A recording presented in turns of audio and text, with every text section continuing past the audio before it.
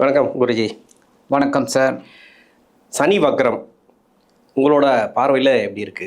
சனி பகவான் இப்போ 26/7/2026 முதல் டிசம்பர் 10 வரைக்கும் கிட்டத்தட்ட ஒரு 138 நாள் வக்ரகதியில் இருக்கார். இந்த வக்ரம் அப்படிங்கிறது என்ன அப்படின்னா, சாதாரணமாகவே சூரியனுக்கும் சனீஸ்வர பகவானுக்குமே டிஸ்டன்ஸ் ஜாஸ்தி, உங்களுக்கே தெரியும். இப்போ இது வக்ரம் அப்படிங்கும்போதே ஒரு இழுவைன்னு சொல்லுவாங்க. எப்படின்னா, சூரியனோட ஆற்றல் வந்து இந்த சனீஸ்வர பகவானை கொஞ்சம் இழுக்கிறதுனால அந்த வக்ரகதியில் அது பின்னோக்கி செல்கிற மாதிரி ஒரு பிம்பம். ஆக்சுவலாக பார்த்திங்கன்னா அந்த நட்சத்திர நகர்வு தான் இருக்குமே தவிர பெருசாலாம் இது இருக்காது. அப்போ நிறைய பேர் வந்து என்ன சொல்கிறாங்கன்னா, பின்னோக்கி செல்வது அப்படிம்பாங்க. பின்னோக்கியெல்லாம் செல்லவே செல்லாது. எப்படின்னா, இந்த வக்ரம் அப்படிங்கிறது பார்த்திங்கன்னா, இப்போ ஒரு ஹைவேஸில் நீங்கள் போயிட்டுருக்கீங்க, ஒரு பஸ் போயின்னு இருக்குது, உங்கள் பஸ்ஸு பின்னாடியே வந்துட்டுருக்கு, ரெண்டும் கிட்டத்தட்ட ஒரு ஈக்குவல் இதில் போயிட்டுருக்கு. அப்போ நீங்கள் ஜன்னல் வழியாக அந்த வண்டியை பாருங்கள், கிட்டத்தட்ட ஒரு கொஞ்சம் பின்னாடி போகிற மாதிரியே இருக்கும். ஆனால் ஆக்சுவலாக பார்த்திங்கன்னா ரெண்டும் நம்ம இதுலேயே தான் வருது. ஆனால் அந்த வண்டி வந்து உங்களுக்கு பின்னால் போயிட்டே இருக்கிற மாதிரி ஒரு பிம்பம் இருக்கும். ஆனால் ஆக்சுவலாக அது கிடையாது. அந்த மாதிரி இந்த வக்ரம் அப்படிங்கிறது அந்த ஒரு கிரகத்தோட ஒரு வேலையை செய்ய விடாமல் இருக்கக்கூடிய ஒரு அமைப்பு. அப்போ இந்த மீன ராசியில் அற்புதமாக சஞ்சாரம் பண்ணிகிட்டு இருந்த சனீஸ்வர பகவான் இப்போ வக்ரகதியில் இயங்க போகிறார். கிட்டத்தட்ட அந்த சூரியன்லேருந்து 9வது இடம், 8, 9, 10 அதெல்லாம் வந்து பார்த்திங்கனாலே வக்ரம் தான். அப்போ இந்த சூரியனோட நகர்வும் இருக்கும், இந்த சனீஸ்வர பகவானோட இதுவும் கொஞ்சம் கொஞ்சமாக இது பண்ணோம். அதுக்கப்புறம் டிசம்பர் 10 தான் வக்ர நிவர்த்தி ஆறார். ஏன்னா சூரியனும் சந்திரனும் இது சனீஸ்வர பகவானும் ஓரளவுக்கு கிட்டத்தட்ட வந்துடுவாங்க. சனி பகவான் உங்களுக்கே தெரியும், தர்மகாரகன், நியாயவான்.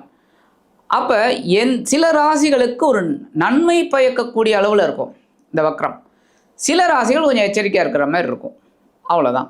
ஆக இந்த சனி பகவானோட வக்ரகதி இந்த தடவை பார்த்திங்கன்னா அதே ராசியில் தான் இருக்குது. அதனால் பிரச்சனையே கிடையாது. உத்திரட்டாதி நட்சத்திரத்திலே தான் அவர் வக்ரகதி அடையிறார். அதனால் ஒன்றுமே பிரச்சனை கிடையாது. கும்பராசிக்கு வரப்போகிறதில்ல. ஸோ மீன ராசியில் வக்ரம் அடையக்கூடிய இந்த சனீஸ்வர பகவான் ஒவ்வொரு ராசிக்கும் என்னென்ன பலாபலன்களை கொடுக்க போகிறாருங்கிறத பற்றி பார்ப்போம். அதுக்கு முன்னாடி நம்மளோட ஆன்மீகம் ப்ளஸ் சேனல் நேயர்கள் அனைவருக்கும் ஜோதிட குருஜியின் இனிய வணக்கங்கள், வாழ்த்துக்கள், ஆசீர்வாதங்கள். சப்ஸ்கிரைப் பண்ண அனைத்து இனிய நெஞ்சங்களுக்கும் எங்களது நெஞ்சார்ந்த நன்றிகள். அதேமாரி ஜாதகம் பார்க்கணுன்னு வர்றவங்க என்னோடய வாட்ஸ்அப் நம்பர் கொடுத்துருக்காங்க, அதில் வாங்க. இப்போ இந்த பதிவுக்கு போகலாமா? கும்பராசிக்கு வந்து 7.5 சனி போயிட்டுருக்கு. நிறைய பேருக்கு வந்து 7.5 சனியே பாடாப்பட்டு இருக்கு. 2ஆம் இடத்துல, அதாவது குடும்பஸ்தானத்தில் இந்த பாத சனியாவது நமக்கு வந்து கொஞ்சம் கஷ்டத்தை கொடுக்காம இருக்குமா? ஏன்னா ஜென்ம சனி சொல்லவே தேவையில்லை. அந்த இடத்துல என்னென்னலாம் பண்ணணுமோ, எவ்வளோலாம் விரோதி கூட பண்ண மாட்டார், அந்த மாதிரி எல்லாம் பண்ணிட்டு இருக்கு இந்த சனி. இவ்வளோக்கு ராசிநாதன் நம்ம சொல்லலாம், லக்னாதிபதினு நம்ம சொல்லலாம். ஆனால் அவங்க கர்ம அடிப்படையில் ஒரு பிறப்பு ஜாதகம்னு ஒன்று இருக்குல்ல, அவர் எங்கே அமைஞ்சிருக்காரோ அதுக்கேற்ற மாதிரி தான் பலன்கள் கொடுக்கும். எவ்வளோலாம் பண்ணணுமோ அத்தனையும் பண்ணிட்டார். பாத சனிலையாவது கொஞ்சம் விட்டு வைப்பா அப்படின்ற மாதிரி தான் இருக்குது கும்பராசிக்கு. குரு பயிற்சி நல்லது பண்ணுமா அப்படின்னா, இப்போ குரு பயிற்சியும் 6ஆம் இடத்துக்கு போயிட்டார். குரு பார்வை இருக்குது, அது வந்து நீங்களே சொல்லுவீங்க, அது சம்மந்தமாக நிறைய பேசுவீங்க. ஆனால் 2ஆம் இடத்துல இருக்கக்கூடிய சனி வக்ரமாகும்போது பொருளாதார ரீதியாக நிறைய பிரச்சனைகள் இருக்கிறாங்க இந்த கும்பராசிக்காரர்கள். இவங்களுக்கு இந்த சனி வக்ரம் அப்படிங்கிறது எப்படி இருக்கும்? இந்த கும்பராசினர்களுக்கு சனி வக்ரம் இது எப்படி சொல்கிறதுன்னா, அமிர்தமாக இருக்கும். அமிர்தம், சுகங்களை கொடுக்கக்கூடிய ஒரு காலகட்டமாக அமையும். ஏன் அப்படின்னா, ஜென்ம சனியில் அனுபவிக்காததெல்லாம் அனுபவிச்சிட்டாங்க, பார்க்க வேண்டாததெல்லாம் பார்த்துட்டாங்க. ஸோ ஞானம் கிடச்சிடுது. எப்போவுமே ஒன்று வச்சுக்கோங்க சார், உங்களுக்கு ஜோதிடம் தெரியும், இருந்தாலும் குற்றவன் குட்டிக்கிட்டே இருக்க மாட்டான், கொஞ்சம் கேப் விடுவான். கேப், இந்த அவைச்சன்மைகளை சொல்கிற மாதிரி தனி தெளித்து அடித்தாங்கப்பா அப்படின்னு, அந்த மாதிரி தெளிய வச்சு தான் அடிப்பார். சும்மாலாம் குட்டிக்கிட்டே இருக்க மாட்டார். ஒரு தடவை குட்டிட்டார், 2ஆம் இடத்துக்கு வந்தும் குட்டிக்கிட்டு தான் இருக்கார், இல்லைன்னு சொல்ல முடியாது. ஆனால் குருவோட பார்வை கிடைக்க ஆரம்பிச்சதுலேருந்து கொஞ்சம் கடுமை குறைஞ்சிருக்கு, ஏழையோட தாக்கம் குறைஞ்சிருக்கு. பாத சனி அப்படிங்கும்போதே எப்போவுமே போகக்கூடிய ஒரு சனி பகவான். ஸோ இவங்க பெரிய அளவில் இப்போ கஷ்டப்பட வேண்டிய அவசியம் கிடையாது. இருந்தாலும் பாத சனி அதுக்குண்டான வேலைகளை செஞ்சுக்கிட்டு தான் இருக்கார், அதுக்குண்டான வேலைகளை பண்ணிக்கிட்டு தான் இருக்கார். நிறைய பேருக்கு உத்தியோகம் போயிடுச்சு, உத்தியோக மாற்றம், சில பேருக்கு உத்தியோக உயர்வும் கிடைச்சிருக்கு. சில பேருக்கு அது நீங்கள் சொல்ல மாதிரி தசாபுக்தி எல்லாம் ஃபேவரபுளாக அவங்க லக்னத்துக்கு அந்த தசாபுக்தி ஃபேவரபுளாக இருக்கும்போது உத்தியோகம் நல்லபடியாக அமைஞ்சிருக்கு. சில பேருக்கு பார்த்தீங்கன்னா உத்தியோகம் நல்லபடியாக அமைஞ்சிருக்கு, குழந்தை பாக்கியம் இல்லை, ஸோ மனக்குறை. சில பேருக்கு திருமணம் ஆகலை, அது மனக்குறை. இப்படி ஏதோ ஒரு குறை. ஸோ இந்த சனி பகவான் கொடுத்துக்கிட்டு தான் இருக்கார், இல்லைன்னு சொல்ல முடியாது. ஆனால் இந்த வக்ர பேச்சு சூப்பராக இருக்கும். ஏன் அப்படின்னா வக்ரம் அப்படின்னாலே உங்களுக்கு தெரியும், கொஞ்சம் அந்த கடுமை வீரியம் கண்டிப்பாக குறையக்கூடிய ஒரு காலகட்டம். அப்படிங்கும்போது 2ஆம் இடத்துல குறையிறது ரொம்ப விசேஷம். பொருளாதார முன்னேற்றம் இருக்கும். எப்படின்னா இவங்களுக்கு வர வேண்டிய நீண்ட நாள் கடன் கண்டிப்பாக வந்துடும். கொடுத்த கடன் யாருக்கும் இல்லைன்னா லாக் ஆயிருக்கு, கஷ்டப்பட்டு வராமல் இருக்கு அந்த கடன். ஆமாம், அது சம்பள நிலுவை அதெல்லாம் வரத்துக்கு வாய்ப்பு இருக்குது. ரொம்ப நாளாக கொடுத்துருப்பாங்க, கேட்க முடியல அவங்களால. ஏன்னா இந்த கும்பராசினர்களுக்கு அது ஒரு மைனஸ் பாயிண்ட். எப்படின்னா அதிரடியாக கேட்க மாட்டாங்க. அவங்களோட கஷ்டத்தை பார்த்தோன்னா உருடிடுவாங்க. ஐயையோ சரி பாவம், நமக்கு பரவாயில்ல, நமக்காவது கொஞ்சம் கஷ்டம் இல்லாமல் இருக்கும் பாவம் அப்படின்னு விட்டுருவாங்க. அதுதான் அதிரடியாக கேட்க மாட்டாங்க. வச்சு தாண்டா ஆகணும் அப்படின்னு இந்த கழுத்தில் துண்டு போட்டு கேட்பாங்கம்பாங்க பாருங்கள், அந்த இதெல்லாம் கிடையாது. அப்போ அந்த மாதிரி நீண்ட நாள் நிலுவையில் உள்ள கடன்கள்லாம் இப்போ வசூலாகிறதுக்கு வாய்ப்பு இருக்குது. அவனே மனசு மாதிரி கொண்டு கொடுப்பான். ஐயோ இவ்வளோ தங்கமான ஆளுகிட்ட போய் நம்ம இந்த மாதிரி பண்ணிட்டோமாப்பா, சரி கொண்டு பாதியாவது கொடுத்துட்டு வந்துடுவோம், அவங்ககிட்ட ஒரு 10 லட்சம் வாங்கினோம், ஒரு 5 லட்சமாவது கொடுத்துருவோம் அப்படின்னு வரும். ஸோ பொருளாதாரம் முன்னேற்றம் அடையும். 6ஆம் இடத்துல குரு இருக்காருன்னு கவலையே பட வேண்டாம். ஏன்னா 10ஆம் இடம் 2ஆம் இடத்தை பார்க்குறாரு குரு. ஸோ நல்ல ஒரு இது. ஏன்னா குருவோட பார்வை பலமாக இருக்குது. 6ஆம் இடம் அப்படிங்கும்போதே 6ஆம் இடத்துக்கு ஒரு பெரிய விசேஷம் என்னென்னா, எல்லா இடத்துக்குமே உண்டு. 6ஆம் இடத்துக்கு என்னென்னா 2 விதமான ஆதிபத்தியமும் எடுத்துக்கலாம். எப்படின்னா உத்தியோகம் ஏற்றமாகவும் இருக்கும், மாற்றமாகவும் இருக்கும். கடன் அதிகமாகவும் குறையும். உடல் ஆரோக்கியம் நல்லபடியாக இருக்கும், நல்லபடியாக இருக்காது. இந்த மாதிரி எதை வேணாலும் எடுத்துக்கலாம். ஸோ நமக்கு தசாபக்தி பொறுத்து தான். 2வது, இப்போ இந்த குரு அன்ஃபேவரபுளாக இருந்தால் கூட இப்போ சனியோட தாக்கம் கண்டிப்பாக குறையும். அதுவே போதும், கண்டிப்பாக குறையும். அதனால இவங்களுக்கு ஒரு பெரிய ஒரு சந்தோஷம் இப்போ கிடைக்கக்கூடியது. அதேமாதிரி திருமண பாக்கியம் கைகூடும். ஏன்னா இவரோட வேலையே கம்மியாக இருக்குது. இப்போ யாரு சனி பகவானோட கடுமையே கம்மியாக இருக்குது. ஸோ 2ஆம் இடத்துக்கு உண்டான வேலைகளை ஆரம்பிக்கலாம்.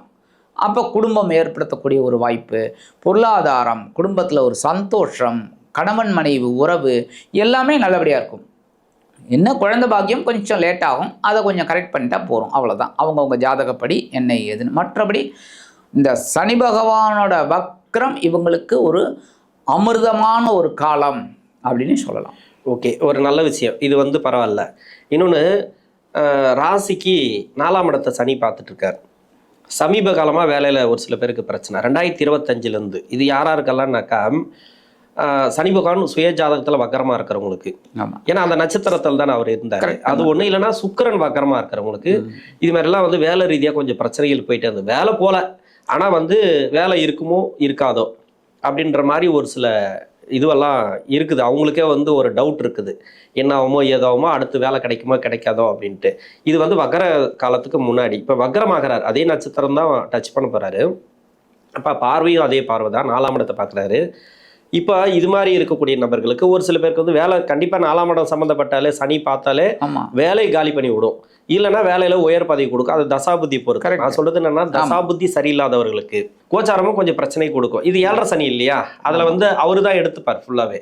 இப்போ 5ஆம் அதிபதியோட நட்சத்திரமும் கனெக்ட் ஆகுது. 8 கூடைய நட்சத்திரம், அதுவும் அது யாருன்னாக்கா ஒரு புதன் அந்த நட்சத்திரத்தில் இருக்கிறவங்க. இன்னொன்று அந்த தசாபுத்தியும் நடக்கும். கரெக்ட், அவங்களுக்கும் ஒரு சில சிக்கல்களும் கொடுத்துருக்கு. இப்போ வேலை ரீதியாக மாற்றம் வருமா? உத்தியோகத்தில் ஒரு லைட்டாக தான் சொன்னீங்க கொஞ்ச நேரத்துக்கு முன்னாடி, இது கொஞ்சம் தெளிவாக சொல்லிடுங்க. உத்தியோகம் மட்டுமே. உத்தியோகம் அப்படிங்கும்போதே அதான் முன்னாடியே சொன்னேன், கும்பராசினியர்கள் கொஞ்சம் கரெக்ட் பண்ணிட்டு போயிடுவாங்க.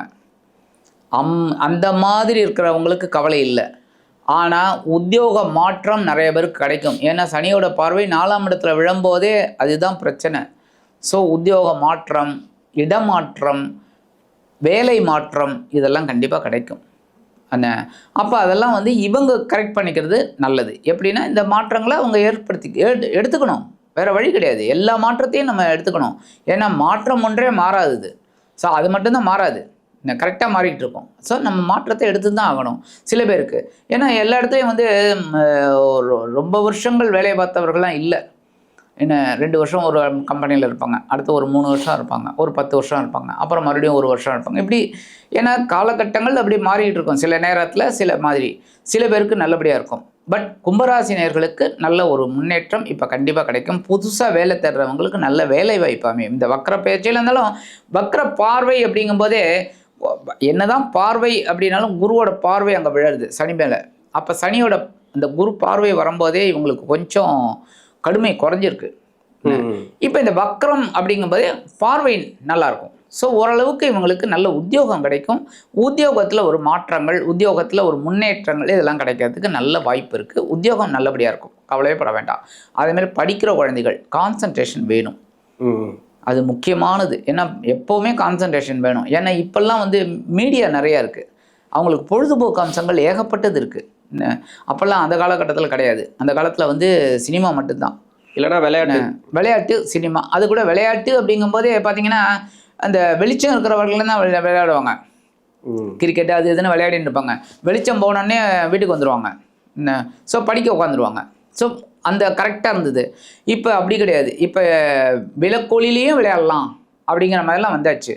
ஸோ நீங்கள் நைட்டு ஃபுல்லாக 12-1 மணிக்கு கூட விளையாடலாம் முடிஞ்சா. கேம் அந்த மாதிரி ஆகிடுது. இப்போ நிறைய பார்த்தீங்கன்னா இந்த கேம் சென்டரே நிறையா வந்துடுது.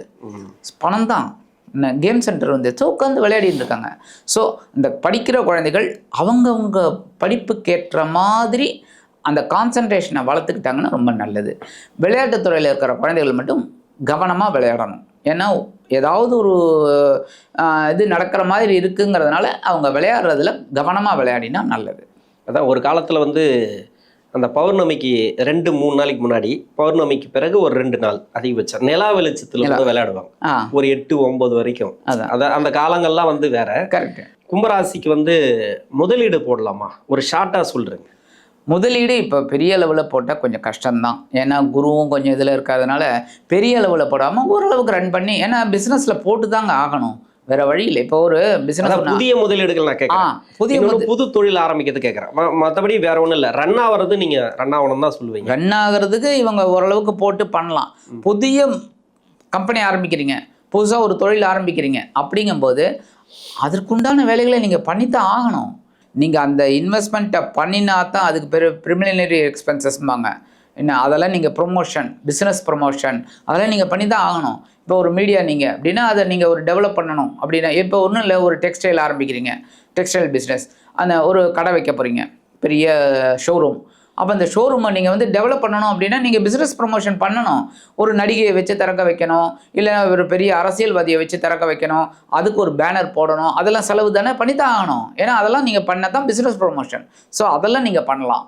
பெரிய அளவில் இன்வெஸ்ட்மெண்ட் பெருசாக இப்போ போயிடும் அப்படின்னா உங்கள் தசாபக்தி எப்படி இருக்குது, கண்டிப்பாக அது பார்த்தே ஆகணும். அது கரெக்டாக இருக்கா, ஃபேவரபுளாக இருக்கா, தாராளமாக இறங்குங்க. அது அன்ஃபேவரபுளாக இருக்கா, கரெக்டாக பொறுமையாக பண்ணுங்கள். என்ன பண்ணணுமோ அதை அந்த உண்டான ஒரு செலவை பண்ணி பண்ணுங்கள். ஓகே. பரிகாரம் கும்பராசினியர்கள் அதை ஏற்கனவே சொல்ல மாதிரி மாற்றுத்திறனாளி.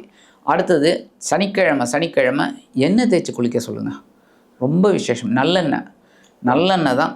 சப்போஸ் ஒத்துக்கலை அப்படின்னா கொஞ்சம் ஒரு நல்லெண்ணெய் தலையில் வச்சுக்க சொல்லுங்கள், போகிறோம். ஏன்னா நிறைய பேர் இப்போ எண்ணெய் குளியல் மறந்து போய் நிறைய பேருக்கு ஆயிடுச்சு. அது அந்த காலத்தில் வந்து சனி நீராடு. ஆமாம். சனிக்கிழமை என்ன நடக்கிறதோ நடக்கலையோ அன்றைக்கி பார்த்திங்கன்னா எல்லா கிராமத்துலேயும் சரி எல்லா நகரத்துலேயும் சரி சனிக்கிழமை நீராடிடுவாங்க, எண்ணெய் தேய்ச்சி குளிப்பாங்க, நல்லெண்ணெய். ஆரோக்கியமாக இருந்தது. இப்போ எல்லாருக்கும் தீபாவளி தான் குளிக்கிறாங்க, அதுவும் வீட்டிலேருந்து எடுத்து கொடுத்தா தான், இல்லைன்னா அதுவும் கிடையாது. ஷாம்பு, ஏன்னா அதுலேயே வந்துடுது ஷாம்பு.